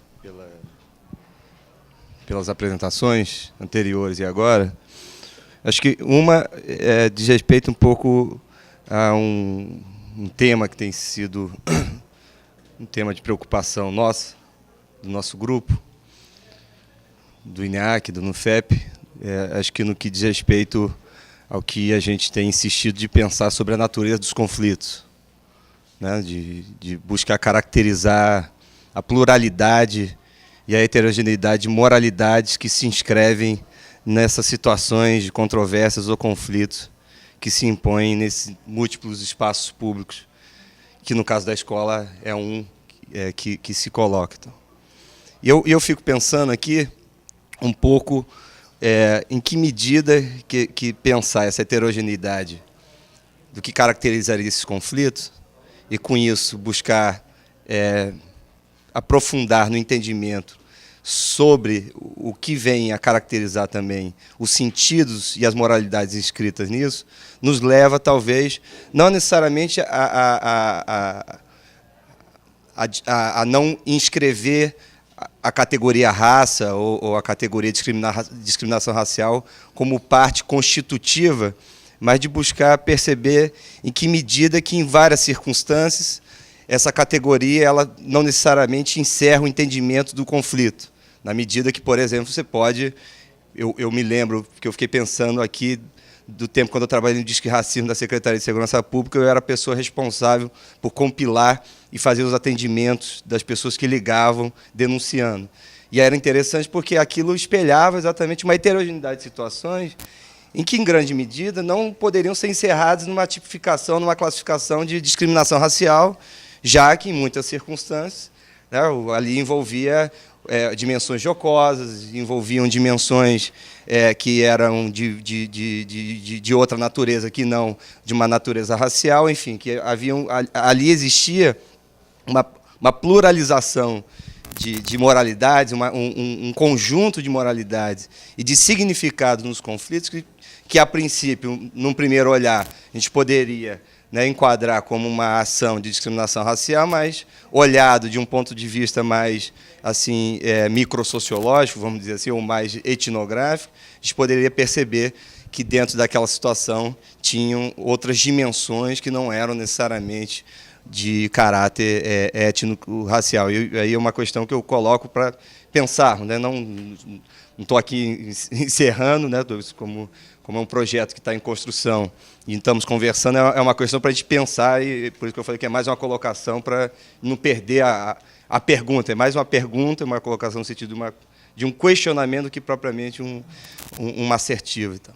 E o outro aspecto, eu fiquei pensando aqui, vamos dizer assim, nesses paradoxos da diversidade, porque é muito interessante, e aí eu fiquei lembrando do trabalho da Yolanda, lá sobre o Imbé, sobre os efeitos desse paradoxo no nosso espaço público contemporâneo, na medida em que há uma complexa e paradoxal composição entre a ideia da diversidade, da igualdade e da diferença, né? Dessa coisa de você dotar, por exemplo, atores de uma capacidade de serem legítimos enquanto cidadãos, na medida em que eles reconhecem suas singularidades como sujeitos sociais, né? Ser quilombola, ser indígena, ser candomblessista, ou seja, de portar categorias identitárias que são diferenciadas, que, em certa medida, elas resultam um paradoxo de uma ordem, que é essa dificuldade de, às vezes, você ajustar identidades que são identidades dicotômicas, como é o caso lá dos quilombolas, que são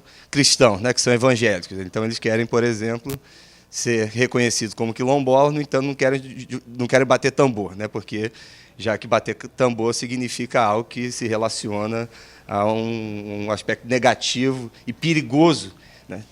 E que isso também resulta em outro aspecto, que eu acho que é interessante também de se pensar, sobre as dificuldades dessa fina composição quando se pensa um espaço público plural, heterogêneo, em que a diversidade tem um sinal positivo. Não é isso? Porque, no limite, né, o evangélico que não quer escutar o candomblé, ele tem, em certa medida, se pensar dentro de uma lógica de um igualitarismo extremo, ele, em grande medida, a gente pode reconhecer que ele tem uma legitimidade, já que aquilo faz parte da composição da sua cosmologia. Né? Ele está se confrontando com algo que confronta ele na dimensão mais sensível da sua identidade. É isso? Quer dizer, não estamos falando de um aspecto de uma situação que ele vai ali, se escutar o tambor, ele vai ficar tranquilo, não vai, porque ele vai escutar o diabo, ele vai sonhar com Exu, vai sonhar com coisas que serão terríveis do ponto de vista da sua própria composição subjetiva, né, do seu íntimo. Então, oi? Do regreg, né, do Goethe e tal. Então, eu fico pensando em que medida que, né, essas questões elas vão impondo essas dificuldades de ajustamento de composições nesses dois, vamos dizer assim, nesses dois níveis, no caso do Brasil, mas que certamente resultariam também em outras questões, se pensado comparativamente mesmo a Portugal. Com relação à pesquisa, né, que nessa pesquisa o que sensibilizou muitos professores da rede estadual foi quando apareceu no jornal que alguns especialistas da educação dizendo que os professores estavam jogando a culpa para os pais, né? Os professores estavam não estavam assumindo a sua responsabilidade, estavam jogando a culpa para os pais. Isso teve uma repercussão curiosa nas escolas que eu trabalho, porque não foi um debate aberto, ninguém discutiu abertamente sobre isso. O que eu vi foi cada um se fechar na sua estratégia tradicional. Então, assim, o professor que é disciplinador e pune, tira ponto e bota para fora de sala, ficou mais severo. E aquele que não está nem aí, que não é com ele e tal, começou a ficar... Né, aí que afrouxou mais ainda. E o debate não aconteceu. Cada um se fechou na sua maneira e o debate não aconteceu. Como eu estou dando aula para adolescentes só há 3 anos, eu ainda estou tentando me encontrar, entendeu? Ainda não sei, não. Está difícil. Né? Eu não sou pessimista, mas está muito difícil. Obrigada, Delgado. Eu queria, não sou debatedora, mas eu queria levantar uma questão, a partir principalmente da fala da Marília, com relação a essa questão que você levanta com relação ao bullying, né?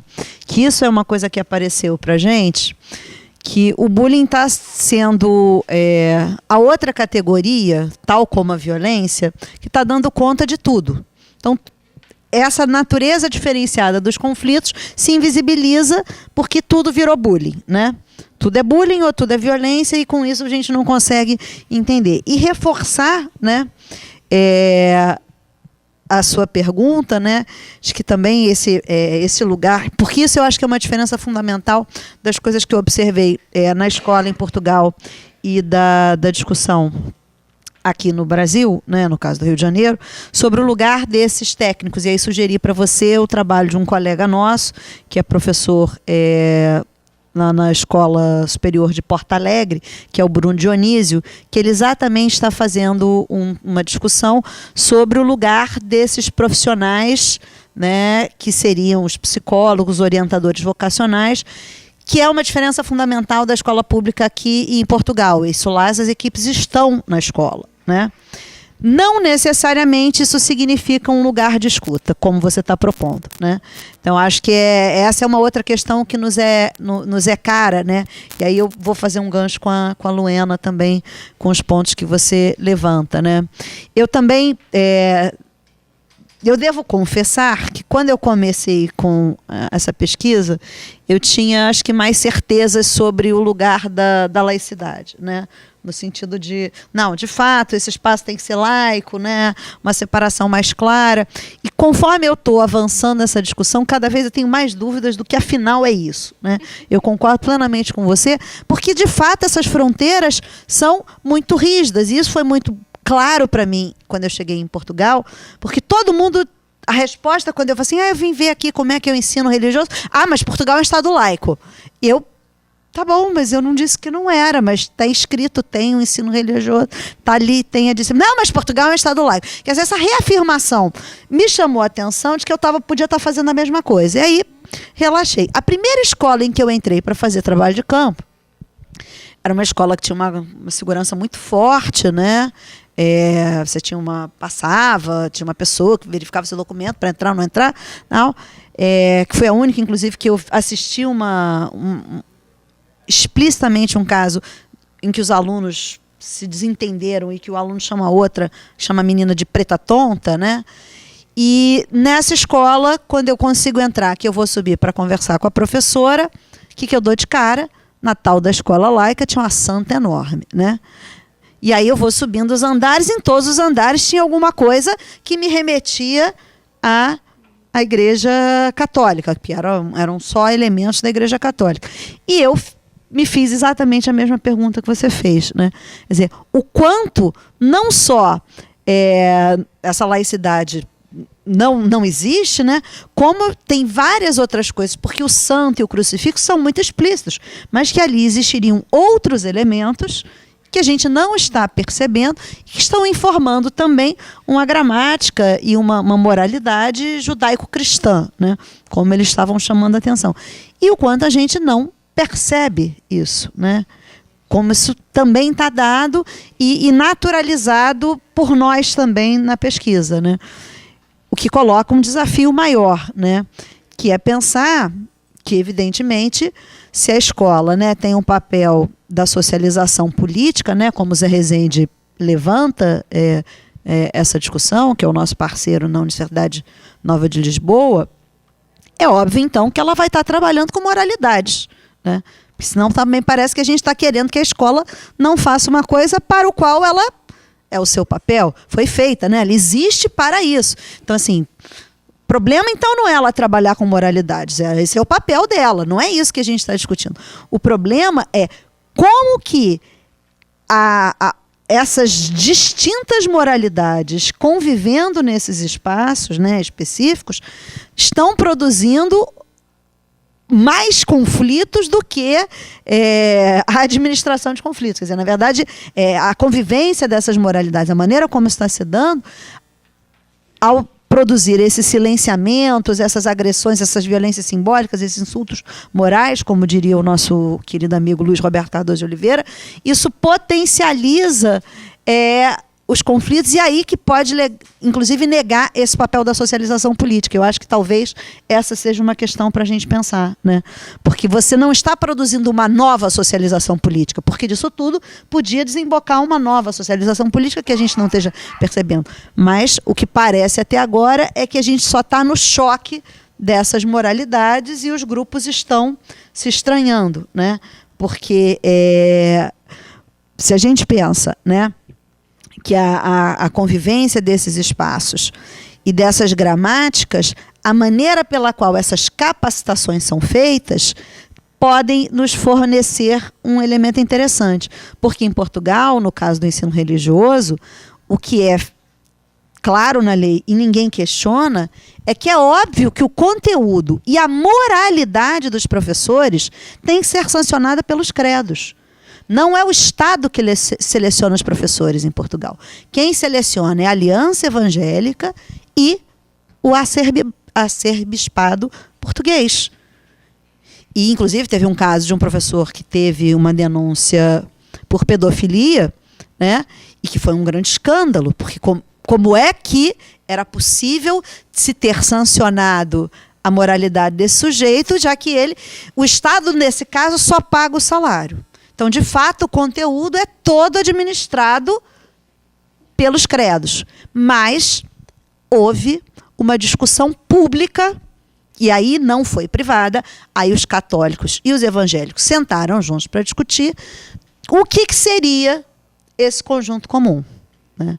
Então, quando você faz essa provocação do trazer a militância, né, de botar o candomblé no jogo, eu fico me perguntando, o problema também não é esse. O problema é que se a gente coloca e não há possibilidade de construção de um diálogo, a gente vai estar de novo reproduzindo o mesmo esquema. E aí acho que a gente tem uma outra questão. Mas, enfim, é só mais questões para a gente pensar. Bom, algumas questões, então. A primeira já surgiu na sua fala, né, a respeito da questão do silêncio e barulho, né?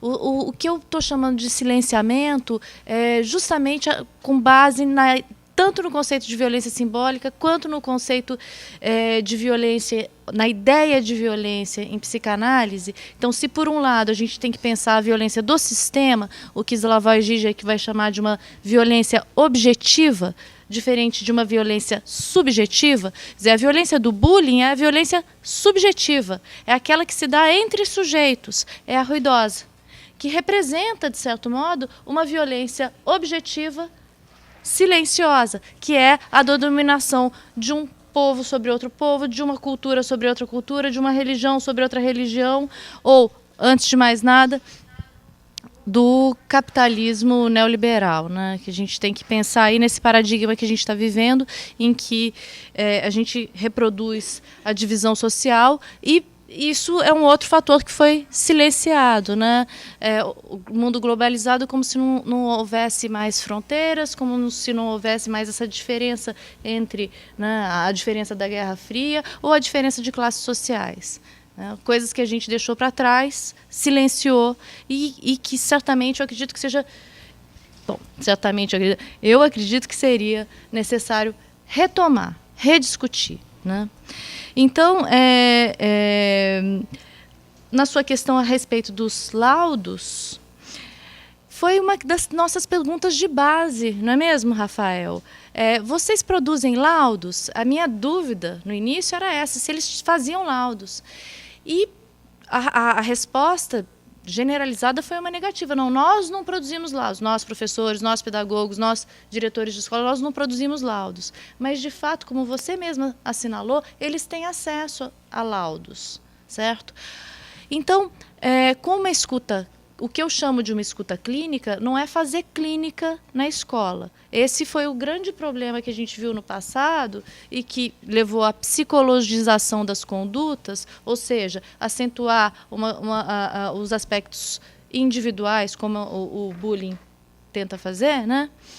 O sujeito que é bully, não sei se vocês leram aquele livro da Ana Beatriz Barbosa, tem até designação do o bully, né? Tem o sujeito que é o bully. Então, você focaliza ali no sujeito e controla, né, medica, né? Então, voltando aqui, essa questão do diagnóstico, ela aparece como? No discurso.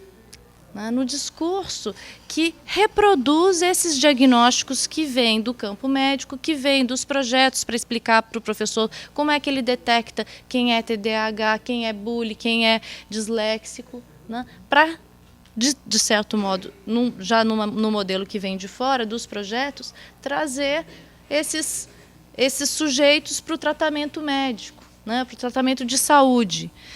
Então, inclusive, teve um relato que chamou muita atenção, que foi de um graduado pela UF, num curso de Ciências Humanas, né? Que disse o seguinte... Ele mesmo conversava, porque aí a gente pegava nas entrelinhas alguma coisa do diagnóstico, né? Não do laudo não, mas do diagnóstico, para além da negação inicial de que ali não se dá diagnóstico, né? Então, um dos entrevistados era um professor, ele falou, eu converso, não tem psicólogo, eu converso com os pais, eu chamo os pais, eu converso. Por exemplo, eu falo se o menino tem hiperatividade, se ele tem alguma coisa para levar no médico, para levar no psicólogo. Então, quer dizer, eles já são estigmatizados. Então, quer dizer, o problema do laudo é o processo de estigmatização e de psicologização ou medicalização, agora muito mais voltado para a medicalização. Se porventura se ultrapassou, não se ultrapassou, eu acho que se reprimiu o problema se recalcou, vamos dizer assim, o problema da psicologização, agora a gente tem o problema da medicalização. Então, a ideia é pensar o trabalho de profissionais da área de saúde com outras bases, com base na escuta. Então, uma questão que a gente começou a abordar, mas não aprofundamos ainda, é que tipo de psicólogo ou qual a formação desse psicólogo que vai trabalhar nas escolas. Então, a gente vê que muitos psicólogos, eles têm uma perspectiva, e isso é um legado da psicologia que leva a mim e a muitas colegas e muitos colegas que eu já ouvi, e eu mesma já reproduzi essa fala, que eu tenho vergonha de dizer que eu sou psicóloga. Né? Por quê? Porque o psicólogo, historicamente, serviu para disciplinar e punir. Eu indicaria aí, talvez uma espécie de autopropaganda, mas, enfim, um artigo que eu discuti, a leitura das emoções e o comportamento violento mapeado no cérebro, em que a gente vê a tentativa do bullying, a perspectiva do bullying vem muito dentro de um arcabouço teórico que busca, além de vigiar e punir, para além de vigiar e punir, eu estou citando um sociólogo chamado Rose, eu esqueci agora o primeiro nome dele, mas está lá no artigo, em que ele critica esses estudos neurocientíficos no cérebro de adolescentes para detectar o locus da violência no cérebro. E que ele diz o seguinte, o paradigma do vigiar e punir foi para o prevenir, detectar e medicar, né? E por aí vai, numa série de controle. Né? Então, o que a gente faz com isso?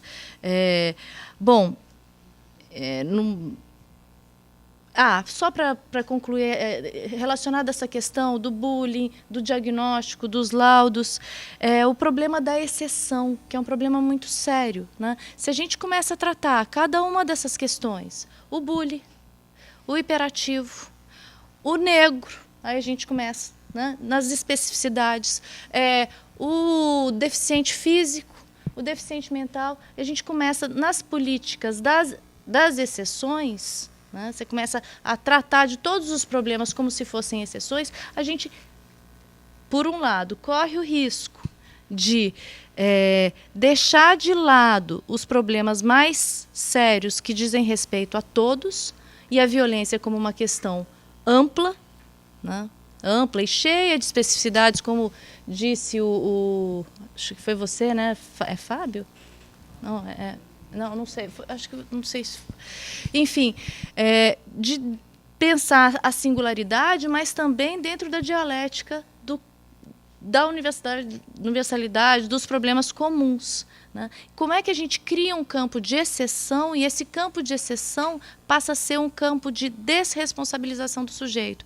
Porque eu sou bully, eu faço o que eu quiser, que eu tomo remédio, que foi o que você falou. Porque eu sou hiperativo, eu vou fazer a bagunça na sala de aula porque eu sou uma exceção. Né? Então, Freud tem um texto sobre as exceções. Tem um texto agora inteirinho, vários comentadores com base em Foucault discutindo o problema de direitos que se dá pelas políticas de exceção. Né? E aí eu penso muito na dificuldade em silenciamento como uma dificuldade de se apropriar do político. Então eu volto para como foi lida essa pesquisa. A pesquisa foi utilizada para justificar, tanto no Globo quanto na Carta Capital ainda não li, mas no Globo foi justificada, os dados da pesquisa foram justificados para colocar policial dentro de sala de aula. A ideia de culpabilização se causou também um impacto. Por um lado, eu acho que é importante esse impacto, porque ele deveria, no mínimo, gerar discussão. Né? Se ele silencia, se ele gera o recrudescimento das práticas, isso é um péssimo sinal. Né? Mas eu não sou eu sou pessimista, mas não só pessimista. Eu acho que a gente tem que ter o ímpeto, né, o entusiasmo de acreditar no imponderável, nas coisas possíveis, nos encontros, né, e nas transformações num sentido que a gente deseje. Então, eu acredito que essa discussão sobre a violência nas escolas, ela precisa ser retomada em outras bases, né? Em relação à violência, o paradigma que se opõe a esse paradigma da punição, da disciplina, seria o paradigma do cuidado, da atenção, da escuta. Se os professores estão indiferentes, é porque eles também não têm atenção das políticas públicas. Se os alunos estão desatentos, é porque eles não têm atenção dos pais, né? Então, essa impossibilidade da circulação da palavra está muito relacionada à questão da violência. A culpabilização da família, só para terminar, então, é uma interpretação nossa, tá? Isso, nas apresentações, a gente discute, mas a forma como, muitas vezes, a mídia divulga, ela vai um pouco mais tendenciosa. E também, a forma como o sujeito escuta, isso vai depender também da sua singularidade, da sua subjetividade. Então, o problema da violência nas escolas é detectado por muitos como um problema das famílias. Isso é um fato, antes de mais nada. É um fato e é um fato social. Culpabilizar as famílias, a gente pode pensar como, a gente pode se perguntar em que medida, sistematicamente, o problema da violência é um problema projetado no outro, né? Então, o professor projeta na família, a família projeta no professor, isso também apareceu nos relatórios, né? As crianças projetam no professor, o professor projeta nas crianças, os adolescentes no professor. Como é que a gente pode começar a repensar a questão da violência se colocando o humano no cerne da produção da violência? Porque a violência também não existe no sujeito, no indivíduo sozinho, né? Ela se dá na relação. Então, a agressividade, sim, a agressividade ela é, inclusive, pensando com o Winnicott, Donald Winnicott, a agressividade ela é uma moção vital. Se nós não tivermos agressividade, nós não nos constituímos enquanto sujeito. Então, isso é importantíssimo no bebê e importantíssimo no adolescente, a sua oposição, ao seu papel de rebeldia contra tudo aquilo que está normalizado, normatizado, né, na construção do novo, né? Mas a violência em si, ela é uma outra coisa, ela é algo que se dá numa relação entre dois ou mais e numa relação de subjugação. É sobre isso que a gente precisa começar a discutir, ao invés de simplesmente projetar no outro ou localizar no indivíduo. É muito interessante, eu acho isso, né, como sempre, né, do nosso trabalho em antropologia, né, e do trabalho do pesquisador propriamente, né, que é essa ideia de se deixar, né, de uma questão iluminar uma outra, né, quer dizer, então, você não havia pensado nisso e eu também não havia pensado sobre isso, né, quer dizer, eu achei muito interessante todos os relatos e tal, mas eu não tinha me dado conta do resultado que isso podia produzir, né. Então, foi ouvindo a sua descrição e pensando nas estratégias dos professores para responder a isso, que eu me dei conta do que eu te falei. E a outra coisa é com relação ao que o Fábio mencionou, e que tem a ver com a questão do silêncio também. Eu acho que sim, é muito, muito complicado mesmo, né? Numa discussão sobre identidades e pluralidades, você pensar o lugar desse outro, né? Nós estamos falando por um lado, né? Quer dizer, estamos falando do problema do impacto do ensino religioso frente às religiões afro, né? É disso que se tratava aqui, né? Basicamente, né? Porque quando você fala da discriminação religiosa, você não está falando de outra, está falando dessa, né? Mas esse outro também tem esse espaço, esse lugar de se colocar, de se fazer reconhecer. E eu acho que o Fábio tem razão, que isso é uma coisa extremamente complicada, complexa, né, para dizer a palavra correta. E aí eu acho que tem a ver com silêncio, com esse silenciamento que eu falava, porque eu dizia aos meus alunos, quando a gente discutia, né, inicialmente, as questões da pesquisa, e eles falavam assim: mas ninguém ouve nada, mas ninguém escuta nada, é uma bagunça. Eles ficam falando lá, todo mundo vira de costas. E eu falava, não, as pessoas estão dizendo algo, porque quando elas viram de costas, quando elas não querem ver, não querem ouvir, quando elas batem palmas, porque o que a Júlia não disse é que eles encerraram a palestra batendo palmas, né? Obrigaram o cara a parar de falar batendo palmas, né? Quer dizer, não falaram, para, eu saí, não. Começaram a bater palmas para encerrar a palestra. Então, eu acho que é disso que quando eu falo assim, desse silêncio que não é silêncio, né? Porque é óbvio que está querendo dizer algo, né? E aí eu acho muito legal, porque a gente pode começar a pensar sobre isso, né? Olhar essas coisas que, né, supostamente nós achamos que não estão em lugar nenhum, elas estão aí, né? É isso, né? Que eu acho que a gente conseguiu ver, né? Que eu acho legal, né? É isso, acho que assim, não acho que isso esteja resolvido absolutamente, concordo com você, é uma coisa, né, para pensar muita coisa sobre esse ponto que você levantou, né? Uma resposta e uma questão, né? Quer dizer, uma direção um pouco da que a Glaucia falou, quer dizer, os conflitos, eles não são só raciais, né? Eles têm uma miríade de causalidades, mas é muito interessante a gente perceber o quanto que a raça aparece como linguagem para a expressão dos conflitos, né? Quer dizer, não é... Quando você vai para a causa, para a questão toda minuciosa de como é que se dá os conflitos, e conflitos interpessoais, quer dizer que racismo ele é uma coisa muito complicada, que é o debate que a gente faz sobre preconceito e discriminação. Como se a discriminação fosse informada por uma ignorância. Como se o preconceito contra o candomblé e contra a Umbanda fosse fruto de uma ignorância. Não é. Ela é uma discriminação ativa e produzida por uma série de agentes que circularam por esses espaços. Ela é produzida, né? Ela é produzida a partir de informação. Então, essa ideia de que o racismo vai acabar com a informação, não vai. Não vai acabar quando você aprende sobre o candomblé ou sobre a Umbanda, você vai transformar, não vai. Passa por um outro caminho, que é da construção, do respeito, da pluralidade, que é um caminho muito mais complicado do que o caminho do iluminismo, de que todo mundo está informado, todo mundo passa a ficar bom e harmônico. Não funciona assim. Então, é interessante pensar como que as expressões de conflito religioso se cruzam com uma linguagem da raça, né? Como o debate, como as relações afetivas, né, passam por expressões de violência. É afeto, é alegria, é afeto. Que afeto é esse? Como é que você constrói esse afeto? Como é que você canaliza esse afeto? Então não é ódio racial, né? E o mais chocante é que não é ódio. É isso que incomoda. É porque não são relações de violência no sentido de... E elas são construídas de maneira violentas, afetivas. Entendeu? Quer dizer, não é maior, né? Uma observação que eu queria, assim...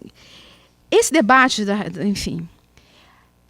Eu queria chamar a atenção para uma coisa desse debate sobre a afirmação da identidade religiosa, chamar a atenção para uma questão que é um pouco delicada, que é difícil de mensurar. Até que ponto a afirmação não se dizer de candomblé, não se afirmar publicamente como identidade religiosa, ela tem a ver apenas, certamente tem a ver, com a discriminação.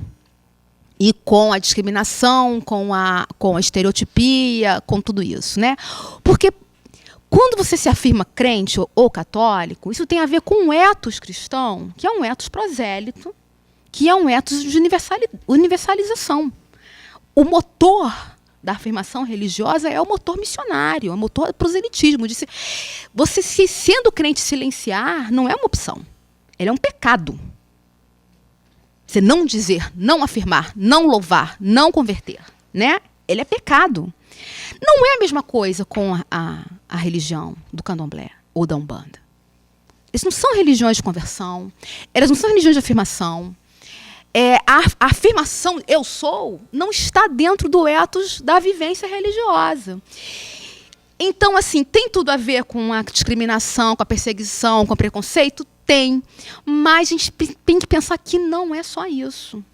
Tem um dado aí do ethos, da própria religião, na qual o silenciar sobre a sua pertença não é um problema, né? Então é um pouco, assim, fiquei muito isso me instalou assim no momento de conversa entre as minhas alunas de pedagogia religiosas que diziam isso. Não, mas o candomblé, vocês não afirmam porque sofrem preconceito. E a gente ficou assim, não. Não é só por isso. É porque isso não é parte da sua vivência religiosa se afirmar no espaço público, né? Não é que seja não, né? Quer dizer, não é dizer que não tem a discriminação, a carga da discriminação, você faça se ocultar, né? É um pouco explicar porque que uma menininha diz que é de né? Católica, né? Porque até assim, e aí vem o problema do que é religião. Me leva para o problema do que a gente está chamando de religião, identidade religiosa e ensino religioso. Porque aí vem na contramão de toda a construção das religiões africanas no século XX, que se constroem dentro do campo religioso brasileiro para escapar de quê? Para produzir um reconhecimento público enquanto religião, mas para escapar das práticas de charlatanismo, né? Da perseguição médica, né? Porque fazia cura, porque fazia, né? E aí, para escapar da perseguição do charlatanismo, se constitui como religião. Mas até que ponto que é uma religião no sentido sociológico, né? E até que ponto a gente construiu a ideia de religião a partir dos estudos de religião, que são estudos de religião cristã, na qual ser religião está muito colocado. O cristianismo é uma religião. E a partir daí a gente usa essa matriz da religião como se a gente contrabandeou o conceito de religião dos estudos de religião para a antropologia, e agora a gente fica com o problema de tratar o candomblé, outras religiões, outras matrizes culturais de práticas e crenças, né? Pensou isso? Ensino de práticas e crenças, né? É complicado. E a gente trata tudo como se fosse uma coisa só. Porque ser religião, candomblé ser religião, umbanda ser religião, ele é prestigiante do ponto de vista do reconhecimento público. Mas, na prática, eu jamais vou ser contra essa ideia. Mas até que ponto a gente está falando de religião da mesma maneira, né? Até que ponto a antropologia não construiu essa ideia de religião? A antropologia só não, né? Todo o campo do debate sobre a legitimidade, e que a gente agora tem dificuldade de... Quer dizer, sempre vai ser altamente minoritário o candomblé e umbanda, sempre vai ser, porque é constitutivo da religião ser, e aí sempre vamos estar lidando com isso, né? Dessa maneira, sempre ser uma coisa muito difícil de você... Nunca vai ser um ensino de religião, porque ela não tem nenhuma intenção prosélita, né? Então, não tem como você tratar disso no mesmo plano que trata o cristianismo. Né? Sobre a pergunta do Vinícius, eu vou responder ele. Você perguntou sobre a figura do ateu, né? E sobre, nos cursos de capacitação de ensino religioso, no caso, os palestrantes e principalmente o coordenador de ensino religioso, ele tratava ateu como algo insignificante, com suas próprias palavras. E chegou numa palestra, eles tentaram fazer uma corrente de oração para esses ateus. E na escola, eu perguntei para a professora de ensino religioso, e ela falou, tem um tal aluno que se denomina ateu. Ai, falta de amor, assim, era isso, assim, eles dão com o ateu sobre isso, assim, sobre totalmente algo insignificante. Não só sobre o ateu, mas eu perguntei também sobre se tinha algum, no caso, algum candomblessista ou um bandista, e ela se referia como não, como se como todos os alunos da escola fossem evangélicos e católicos, e esse ateu. É isso. Não me cabe responder, mas eu não posso deixar de lembrar, Vinícius, que tem o texto do John Locke, Carta sobre a Tolerância, ele traz uma questão que eu ouvi em Portugal no meu campo, que é a mesma, que é exatamente isso que a Júlia está falando, né? Que é a impossibilidade de pensar o lugar do ateu. Porque se tem tantas opções, o sujeito tem que escolher uma delas, né? E isso eu ouvi de uma das pessoas que eu entrevistei. Dizer, mas tem tanta opção, como é que o cara não consegue escolher nenhuma? Né? A dificuldade de pensar alguém que que é uma escolha, não consegue entender o ateu que também é uma crença, porque essa coisa da associação das laicidades, né, esses movimentos, também produzem comportamentos religiosos, no sentido de práticas e cosmologias, mas é interessante isso, que também é uma outra discussão. Mas, enfim, isso aí já é um outro seminário, né? E aí já está todo mundo cansado, já é sexta-feira, 7h da noite, chega. Eu quero agradecer a todos pela presença, os convidados, palestrantes e o público presente e o virtual, e até um próximo seminário no ano que vem.